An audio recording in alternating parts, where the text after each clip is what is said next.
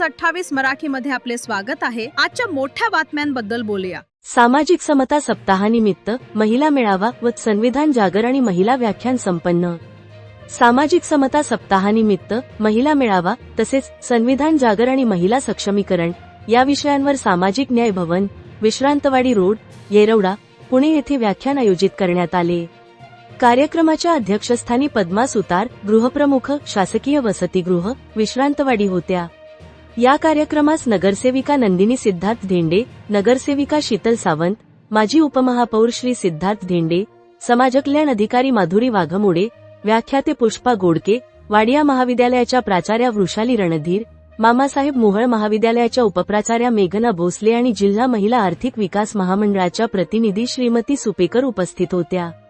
श्रीमती धेंडे सामाजिक समता सप्ताह व महामानव डॉक्टर बाबासाहेब आंबेडकर यांच्या जयंतीनिमित्त शुभेच्छा दिल्या।